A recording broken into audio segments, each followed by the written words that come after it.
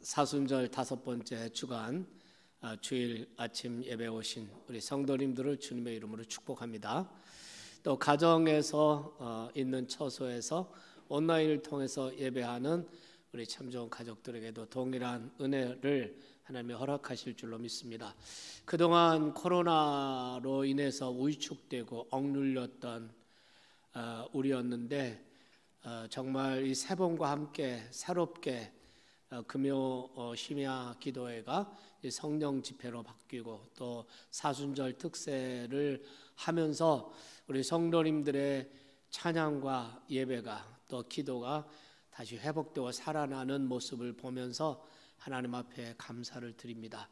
하나님이 시작하신 거 하나님께서 여러분을 온전하게 하실 줄로 믿습니다.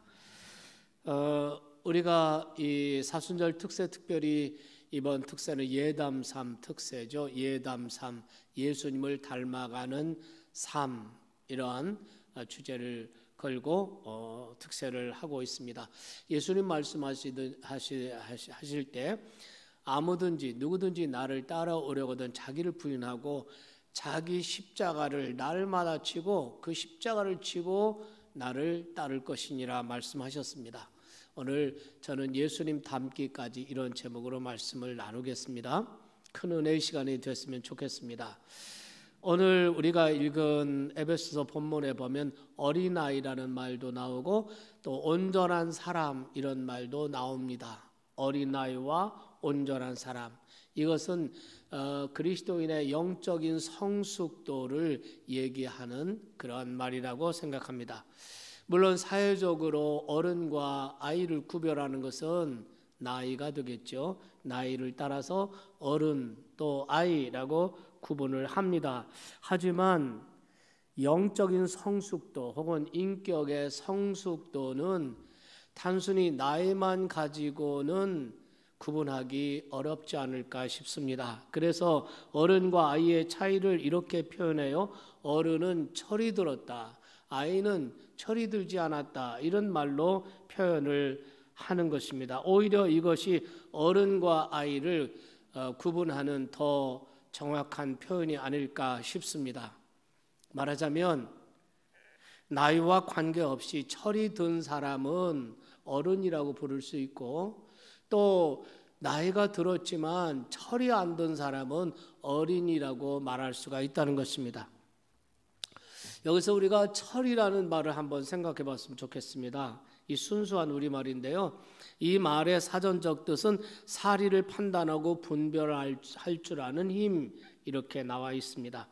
가령 옛날 농경 사회에서는 모내기 철이 있고 물을 대주는 철이 있고 물을 빼는 철이 있고 또 추수하는 철이 있는데 이런 철을 잘 분별해서 그때 해야 할 일을 하는 사람, 이런 농부가 성공하지 않겠습니까? 그런데 농사철에 한창 모내기 철인데 이 철에 낚시를 하겠다고 낚싯대를 메고 나간다면 철이 없다라고 말할 수가 있을 것입니다.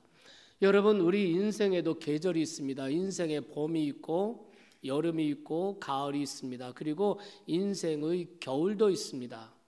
여러분의 인생의 계절은 어디에 와 있습니까? 우리의 인생의 계절을 잘 알고 분별해서 그때 해야 할 일을 하며 사는 사람, 이런 사람을 철이 든 사람 혹은 성숙한 사람, 이렇게 말할 수가 있을 것입니다. 우리가 성경 속에서도 이와 비슷한 의미로 어린아이와 장성한 사람을 구분하는 이런 사례들이 나오고 있습니다. 가령 고린도전서 13장 11절 말씀을 보시겠습니다. 내가 어렸을 때에는 말하는 것이 어린아이와 같고 깨닫는 것이 어린아이와 같고 생각하는 것이 어린아이와 같다가 장성한 사람이 되어서는 어린아이의 일을 버렸노라. 네, 여기서도 어린아이와 장성한 사람 이렇게 나오죠. 고린도전서 13장은 여러분이 잘 아시는 바와 같이 사랑이 무엇이냐 하는 것을 얘기하는 것입니다. 믿음과 소망, 사랑 이 세 가지는 항상 우리 그리스도인에게 있을 것인데 그 중에 제일은 사랑이라는 말을 하면서 이 말씀을 하신 것입니다.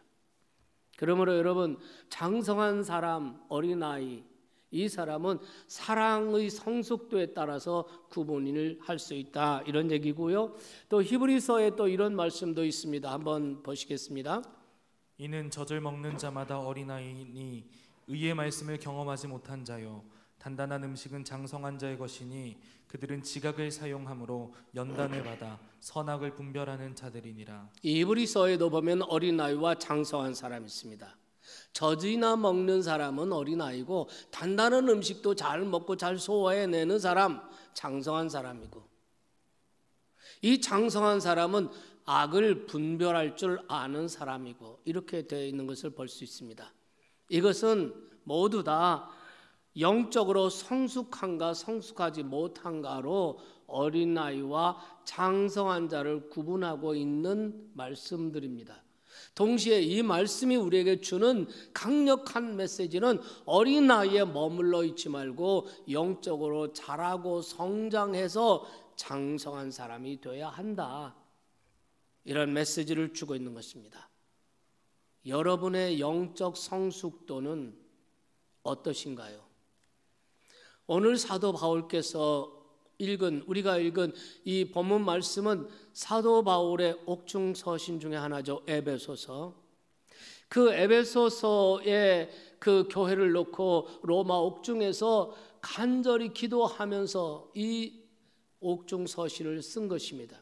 그래서 오늘 이 본문 말씀 속에서는 바울께서 에베소 교회와 성도들을 위해서 간절히 바라고 원하고 소원했던 것이 무엇인가 하는 것을 우리에게 잘 보여주고 있습니다. 여러분, 13절을 다시 한번 보실까요?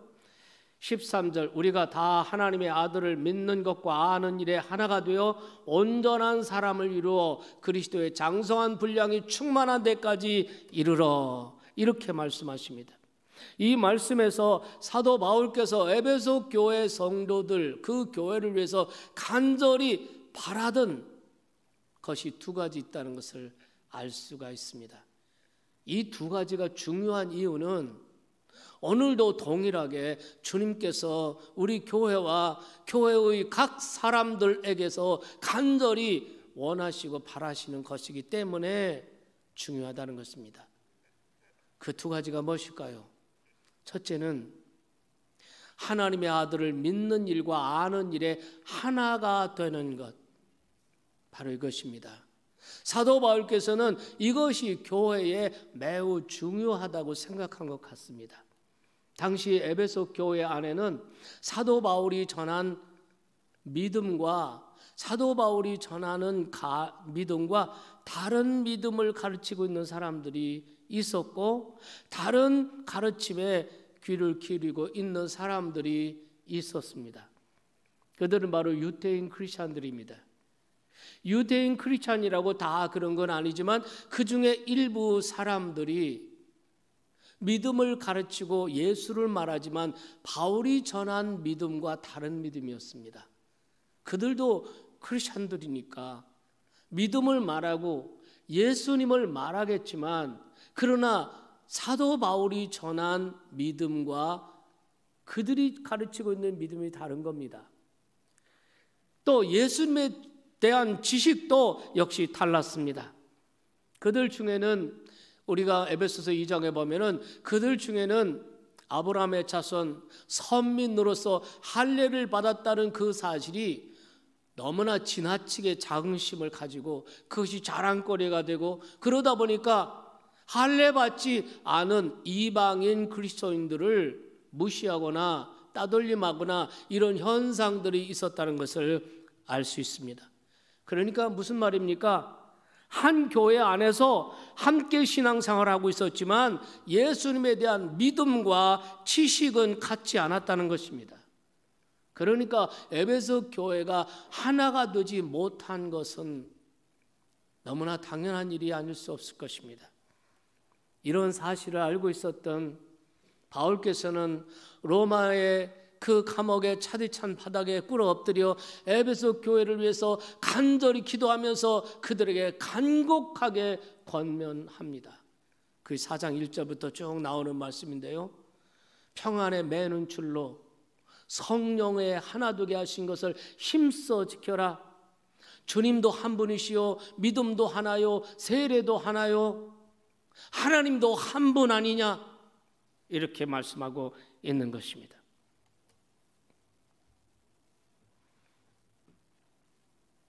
여러분, 우리가 교회를 믿음의 공동체라고 말하죠. 하지만 사람들이 모였다고 해서 공동체라고 말할 수 없습니다.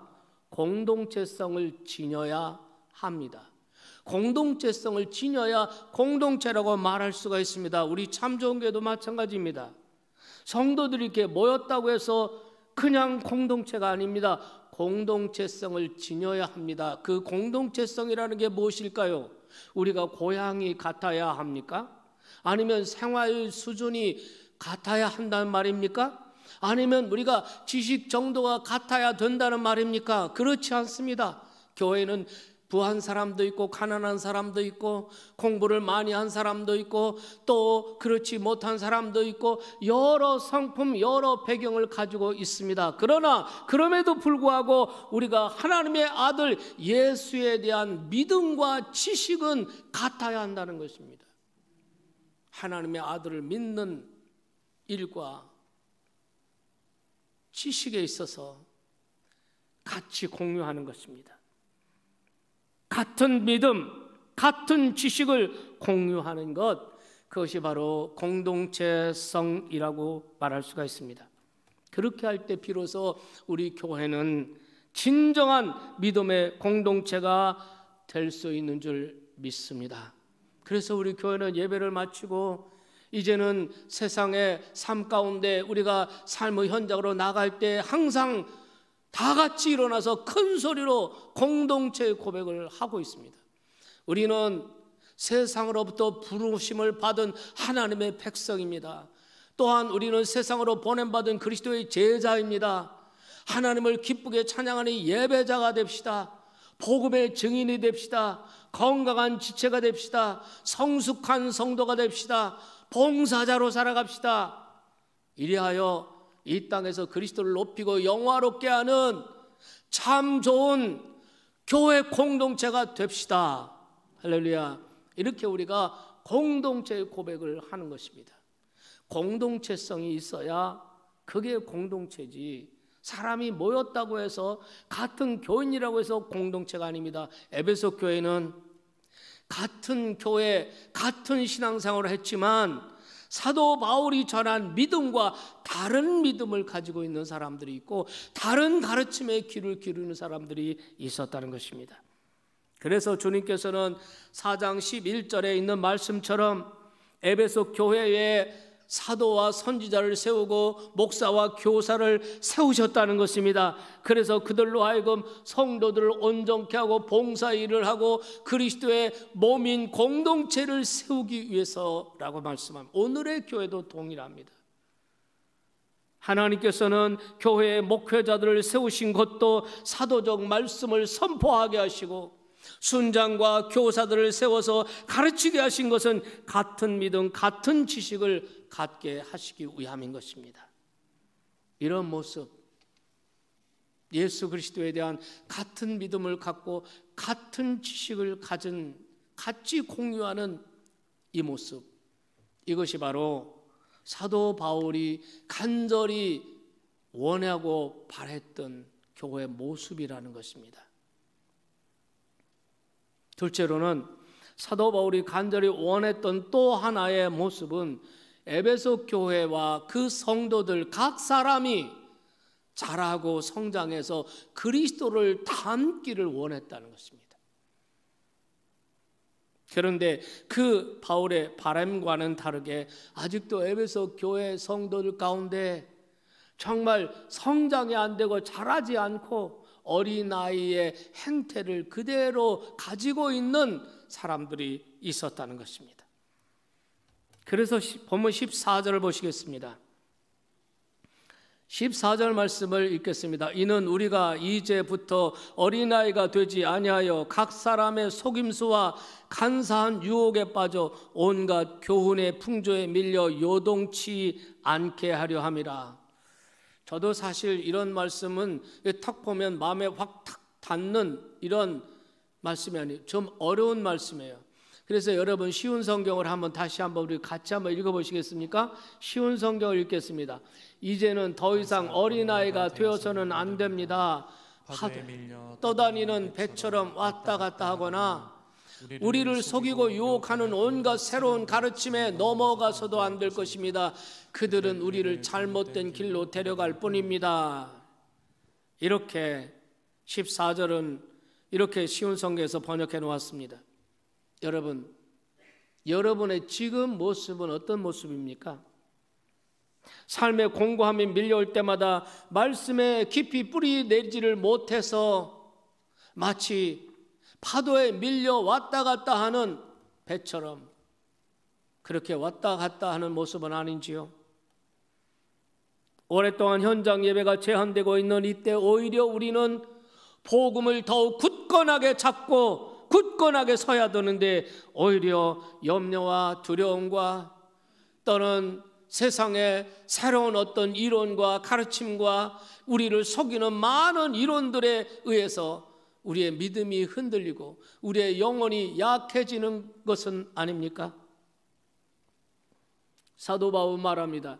이제는 더 이상 어린아이로 있어서는 안 될 것입니다. 이렇게 말합니다. 영적으로 자라가야 한다는 것입니다. 여러분 15절 말씀을 보시겠습니다. 15절 말씀, 오직 사랑 안에서 참된 것을 하여 범사에 그에게까지 자랄지라. 그는 머리니 곧 그리스도이시라. 여러분, 어린아이의 모습을 벗어버리고 이제는 성숙한 그리스도인으로 자라고 성장하는 일에 있어서 두 가지 포인트를 발견할 수가 있습니다. 하나는 무엇으로 어떻게 자랄 수 있느냐 하는 것입니다.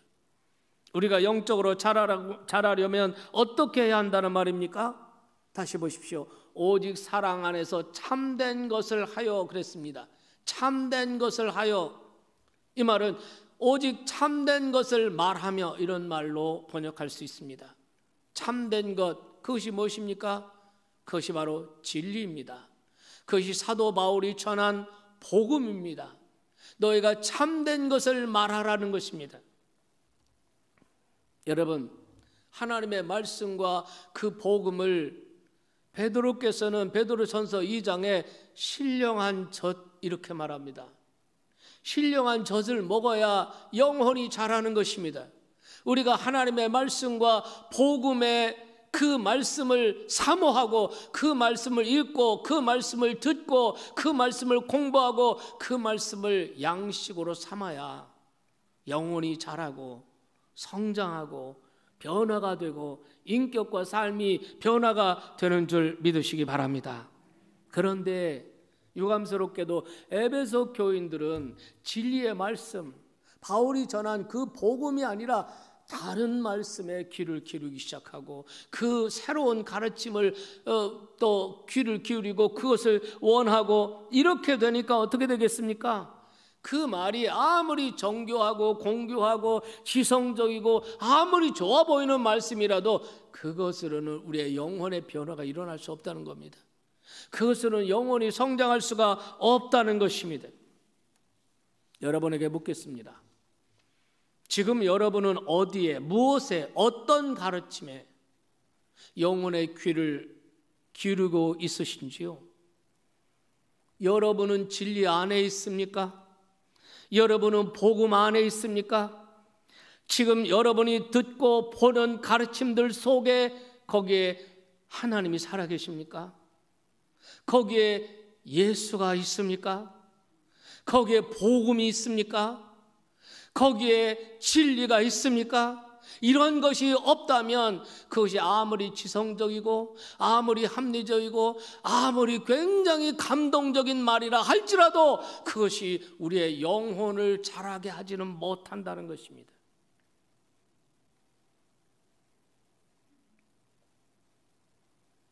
그런데 여기서 우리가 간과하지 말아야 될 하나의 전제가 있네요. 그것은 15절 다시 보세요. 오직 사랑 안에서 참된 것을 하라는 것입니다. 세번역 성경에 보면은, 쉬운 성경에 보면은 사랑으로 진리만을 말하라. 이렇게 번역이 되어 있습니다. 무슨 뜻일까요? 그리고 사랑으로 말하는 것과 영적인 성숙과는 어떤 상관관계가 있는 것일까요? 사랑으로 말하라. 이 말 단순하게 진리를 말할 때는 사랑하는 마음으로 하여라. 이렇게 단순하게 해석하고 받아들여도 큰 문제 없을 듯합니다. 그러나 저는 이 말씀을 더 깊이 묵상해 볼 때 이 말씀의 의미를 다른 각도로 한번 생각해 봤습니다. 우리가 진리를 말할 때는 우리 자신을 먼저 돌아보라 라고 말씀하시는 것 같습니다. 진리를 말하기 전에 우리가 옳은 것을 말하기 전에 우리가 참된 것을 말하기 전에 먼저 내 안에 사랑이 정말 있는지 먼저 물어보라는 것입니다. 설교를 하는 저 같은 사람은 항상 이 도전 앞에 설 수밖에 없습니다. 그래서 먼저 자신을 돌아보게 하십니다. 만일 교회를 진정 사랑하지 않는다면, 만일 사람의 영혼을 진정으로 사랑하지 않는다면 그 정교하고 그 많은 설교가 그들의 영혼에 닿지 못할 것입니다. 그냥 지식으로 남을 뿐입니다. 그러니 그것으로는 영혼이 자라지 않습니다. 그것으로는 사람이 인격과 삶이 변화되지 못하는 것입니다. 그래서 고린도전서 13장에서도 말씀하시죠. 내가 사람의 모든 말과 천사의 말을 할지라도 사랑이 없으면 소리나는 구리와 울리는 괭가리가 될 뿐이다. 진리가 진리로 전달되기 위해서는 사랑의 통로가 필요하다는 것입니다. 옳은 것, 참된 것이 참된 것으로 전달되기 위해서는 사랑의 통로가 필요하다는 것입니다. 여러분, 우리는 때때로 참된 것을 말해야 할 때가 있습니다. 옳은 것을 말해야 되고 진리를 말해야 할 때가 있습니다. 우리가 교회 안에서도 그렇고 가정에서도 그렇고 인간관계 속에서 우리가 참된 것을 말하고 옳은 것을 말해야 할 때가 있을 것입니다. 그런데 그럴 때마다 주님이 우리에게 원하시는 모습은 우리 자신이 먼저 우리 안에 정말 옳은 것을 말하기 전에, 참된 것을 말하기 전에 정말 내 안에 사랑이 있는지 점검해 보라고 말씀하시는 것입니다. 쉽지 않은 도전입니다. 그렇지만 여러분, 우리가 누구를 가르치는 입장에 있을 때, 특별히 설교자나 순장님이나 우리 교사 선생님들이나 또는 부모로서 또는 윗사람으로서 정말 옳은 말을 말해주고 참된 말을 할 때에는 우리는 언제나 이 도전 앞에 서서 나 자신에게 정말 내 안에 사랑이 있는지 확인해 볼 수 있어야 할 줄로 믿습니다. 그리고 두 번째인데요, 사도 바울이 에베소 교회와 성도들을 위해서 간절히 바랬던 또 한 가지가 있었습니다. 그것은 뭐냐면 성숙한 사람이 되는 것입니다. 그런데 막연히 성숙한 사람이 되라고 말한 것이 아닙니다. 사도 바울은 분명한 성숙의 더 높은 목표를 제시해주고 있는 것을 볼 수가 있습니다. 13절 마지막 부분에 보면 이런 표현이 있어요. 그리스도의 장성한 분량이 충만한 데까지 이르리니 라는 표현이 나옵니다. 15절에는 범사에 그에게까지 자랄지니 곧 머리신 그리스도라 이런 말이 있습니다. 성숙의 목표는 바로 예수 그리스도, 예수 닮기까지, 예수님처럼 말하고 예수님처럼 생각하고. 우리가 예배하기 전에 찬양한 거 있죠? 하나님의 꿈이 나의 비전이 되고, 믿습니까? 하나님의 꿈이 나의 비전이 되고, 성령님의 권능이 나의 능력이 되고, 예수님의 성품이 나의 인격이 되고, 내가 원하고 바라고 기도합니다, 이겁니다. 우리 성숙의 목표는 어떤 사람이 아닙니다. 그러면 우리는 반드시 실족하게 될 것입니다. 그리고 어느 순간 내가 저 사람을 추월했다라고 생각하면 자만하게 될 것입니다. 성경은 말합니다. 섰다 하는 자는 넘어질까 조심하라. 왜냐하면 우리의 표대가, 우리의 목표가 어떤 사람에 놓고 있기 때문에 그런 것입니다. 사도 바울께서는 그냥 단순히 성장하라, 잘하라 이렇게 말한 것이 아니라 더 높은 목표를 제시해 주십니다. 바로 예수 그리스도이십니다. 예수 그리스도의 성숙함, 그 성품과 인격, 그 삶의 경지에까지 다다라야 한다. 이렇게 목표를 제시해 주고 있는 것입니다. 물론 여러분, 이 목표는 우리가 이룰 수 없을 것입니다. 그럼에도 불구하고 이 말씀은 우리의 영적 목표를 더 높이 설정해야 한다는 말입니다. 그리고 그 목표를 향한 우리의 믿음의 경주를 결코 멈추지 말아야 한다는 이야기인 것입니다.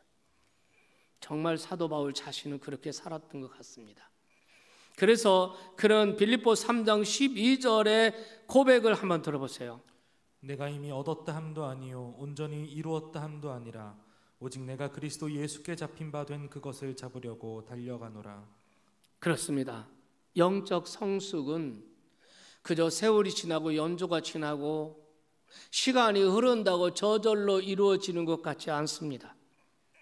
그러기에 우리는 오늘도 예수님을 닮아가려는, 그분의 성품과 인격에 닿으려는, 그분의 삶에 닿으려는 높은 목표를 설정하고 그 믿음의 발걸음을 멈추지 말아야 돼요.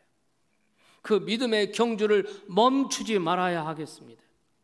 사도 베드로께서는 이것에 대해서 이런 식으로 격려를 해준 적이 있습니다. 우리가 베드로후서 1장 4절 말씀을 보겠습니다. 이로써 그 보배롭고 지극히 큰 약속을 우리에게 주사 이 약속으로 말미암아 너희가 정욕 때문에 세상에서 썩어질 것을 피하여 신성한 성품에 참여하는 자가 되게 하려 하셨느니라. 하나님께서 예수를 믿고 영생을 얻고 하나님의 자녀의 신분을 가진 우리들에게 하나님께서 약속을 하셨다는 겁니다. 그 약속을 베드로께서는 보배롭고 지극히 큰 약속이라고 했습니다. 그 약속이 무엇일까요? 정욕을 피하여 세상에서 썩어질 것을 피하여 신성한 성품에 참여하게 하는 것입니다. 개역한 성경에는 신의 성품 이렇게 되어 있습니다. 하나님께서 우리를 신의 성품, 하나님의 성품, 예수님 닮도록 만들어 주시겠다고 약속하셨다는 것입니다. 믿습니까? 그러면서 사도 베드로는 이렇게 격려하면서 권면을 하십니다. 그 다음 절 보시겠습니다. 그러므로 너희가 더욱 힘써 너희 믿음의 덕을, 덕의 지식을, 지식의 절제를, 절제의 인내를, 인내의 경건을, 경건의 형제 우애를, 형제 우애의 사랑을 더하라. 그렇습니다. 그러므로 더욱 힘써, 그러므로라는 것은 앞에 있는 것을 받는 말 아닙니까? 하나님의 이 지극히 크고 놀라운 이 약속, 우리로 하여금 이 낮고 천한 정말 너무나 부족하고 부끄러운 우리가 결국은 하나님의 성품을 담게 하시고 그 성품에 참여하시려고 하는 그런 약속이 있기 때문에, 그러므로 더욱 힘써서 믿음의 덕을, 덕의 지식을, 지식의 경건을, 경건의 형제 우애를, 그리고 사랑을 공급하라 이렇게 말씀하신 것입니다. 여기서 더욱 힘써, 우리가 더욱 힘써야 할 이유가 있습니다. 약속이 있기 때문에. 하나님의 약속이 없다면 아무리 힘쓰고 애써도 우리가 예수님을 닮아갈 수 없는 존재라면, 하나님의 성품에 참여할 수 없다면, 예수님의 성품이 나의 인격이 될 수 없고 예수님의 삶이 나의 삶이 될 수 없다면, 불가능하다면 힘쓸 필요도 없겠죠. 그러나 말합니다. 격려합니다. 그러므로 더욱 힘써라. 여러분, 이 더욱 힘써 이 말을 원어에서 찾아보니까요, 어떤 경우를 말하냐면 몇 날 며칠 굶주린 맹수가 드디어 며칠 만에 먹잇감을 발견한 거예요. 그 먹이를 잡기 위해서 추격하는 겁니다. 이게 더욱 힘쓰라는 뜻입니다. 하나님의 성품에 다다르게 하시겠다는 하나님의 보배롭고 큰 약속이 우리에게 있기 때문에 우리 신앙의 경주를 멈추는 일을 해서는 안 된다는 거예요. 더욱 힘써야 한다는 것입니다. 저는 하나의 예화로 오늘 설교를 마무리하겠습니다. 1900년대 초에 영국의 소설가 맥스 비어봄이라는 사람이 쓴 짤막한 소설이 하나 있는데, 행복한 위선자.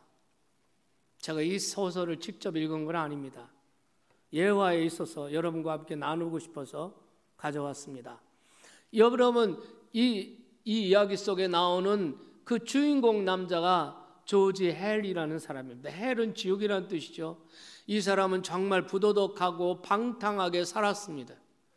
그렇게 살던 어느 날 이 친구가 제니 미어라는 아주 순결하고 아름다운 여인을 만나게 됐습니다. 사랑에 빠졌습니다. 그렇지만 이 사람은 너무나 방탕하게 그동안 살아왔기 때문에 그 얼굴 모습이 정말 흉악범처럼 정말 흉측하게 일그러져 버린 모습이었습니다. 그 모습을 보고 그의 마음을 제니 미어가 거절합니다. 하지만 포기할 수가 없었습니다. 그래서 결국 이 조지 헬이 말이죠, 아주 정교하게 만든 성자의 얼굴 마스크를 씁니다. 진짜처럼 보입니다. 그리고 조지 헬이라는 이름을 조지 헤븐, 천국 아닙니까? 헤븐이라는 이름으로 바꾸고, 완전히 이름도 바꾸고 가면도 쓰고, 그리고 그 여인을 찾아가서 사랑을 고백하고 드디어 결혼을 하게 됩니다. 결혼한 후에도 늘 자기 얼굴 모습이 드러날까 봐 늘 두려워했습니다. 그래서 정말 조심하면서, 그래, 내가 이 여자와 사랑해서 결혼했는데 정말 성자처럼 좀 살아보자. 이래서 정말 그때부터 성자처럼 살려고 노력을 한 것입니다. 자기의 재산도 가난한 사람에게 나눠주고 선을 행하고 정말 사랑을 베푸고 이웃에게 그렇게 베풀고 그렇게 계속해서 살던 어느 날 옛 친구가 찾아왔습니다. 그리고 이 조지 헬의 옛날 정체를 폭로해버리고 얼굴 마스크를 확 벗겨버린 것입니다. 어떻게 됐을까요? 놀라운 것은 가면을 벗겨버렸는데 옛날 흉측한 얼굴이 아니었습니다. 조지 헬이 아니었습니다. 정말 성자로 바뀌어 있었습니다. 그 얼굴 모습이 진짜 조지 헬이 아니라 조지 헤븐으로 바뀌어 있었습니다. 그는 가면을 썼지만 그는 성자의 삶을 담으려고 끊임없이 노력하며 살았을 때 그는 진짜 성자로 바뀌어 갔다는 이야기입니다. 이거는 그냥 소설입니다. 그렇지만 우리에게 분명한 메시지를 주는 것이 있다고 저는 생각합니다. 우리는 정말 조지 헬처럼 예수님을 믿고 영생을 얻었고 하나님의 자녀의 신분을 가지고 신앙을 고백하지만 우리는 여전히 거룩하지 못하고, 때로는 우리 자신이 위선자가 아닐까 이런 생각을 하면서 가면에 부끄러움을 쓰고 있는 이런 모습이 바로 우리들일지 모릅니다.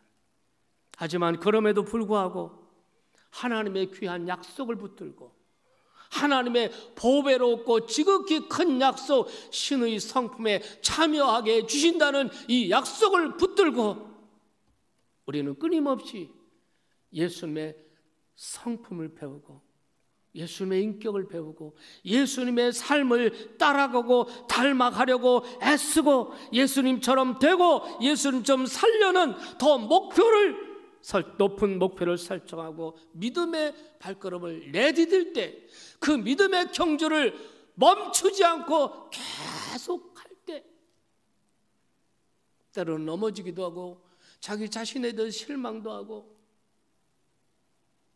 때로는 내가 정말 행복한 위선자, 이 위선자는 아닌가 이런 자괴감도 들고 그럴 때도 있지만 그 발걸음을 멈추지 않고 예수님 닮기 위해서, 진정한 크리스찬으로 살아가기 위해서 그와 같이 신앙의 경주를 계속한다면 하나님이 우리를 변화시켜 주실 것입니다. 우리로서는 할 수 없습니다. 그러나 하나님으로서는 다 할 수 있느니라. 여러분, 이번 주 수요 강해가 그 본문인데, 마가복음 본문인데요, 여러분, 사람으로서는 할 수 없을 때 하나님으로서는 다 할 수 있느니라 믿으시기 바랍니다. 정말 우리 자신도 모르게 그런 사이에 예수님의 성품을 닮아가고 어느덧 예수님의 꿈이 나의 비전이 되고 어느덧 예수님의 성품이 나의 인격이 되고, 믿습니까? 그렇게 닮아가는 것입니다. 조금씩 점진적으로 이것을 성화라고 하는 것입니다. 우리가 예수님을 영접할 때 성령의 역사로 순간적으로 우리가 중생의 은혜를 받습니다. 그럼 우리가 하나님의 생명을 갖게 되는 거죠. 하나님의 자녀의 신분을 획득하는 거죠. 그때부터 하나님을 아버지라고 부를 수 있는 자격이 생기는 거죠. 믿습니까? 우리의 이 중생의 은혜는 성령의 역사로 순간적으로 일어날 수 있는 하나님의 축복인 것입니다. 그러나 그 이후의 성화, 예수님을 닮아가는 성화의 과정은 우리가 주님 앞에 서는 마지막 순간까지 계속 가야 하는 것입니다. 포기하지 않고. 왜? 하나님의 약속이 있으니까요. 하나님의 약속이 있기 때문에 그런 것입니다. 사랑하신 여러분, 이 시대 참으로 많은 인간의 속임수 그리고 간사한 유혹, 정말 우리를 속이는 새로운 가르침들, 새로운 이론들, 새로운 말들이 얼마나 홍수처럼 넘치고 있습니다. 여러분, 이 현대의 자유주의, 다원론, 여러분 정말 정신이 헷갈릴 정도입니다. 여러분 유튜브만 보시죠. 거기에 보면 유명한 교수들 나와서 강론하고 얘기하는데 정말 내가 들어도 너무나 정교한 말입니다. 그런데 거기에 복음이 없다면, 거기에 살아계신 하나님이 안 계시다면 그것은 우리를 잘못된 길로 이끌 뿐이죠. 여러분, 이런 시대 속에서 하나님의 아들을 믿는 것과 아는 일에 하나가 돼서, 아멘, 진정한 믿음의 공동체를 이루는 우리 참정교회가 되기를 간절히 소원합니다. 동시에 또한 우리 참정교회 여러분 각 사람이 예수님을 닮기까지, 예수님의 그리스도의 충만함의 경지에 다다르기까지 어떤 상황에서도 어떤 환경 속에서도 그 믿음의 경주를 멈추지 않는 믿음의 사람들이 다 되시기를 주님의 이름으로 축원합니다.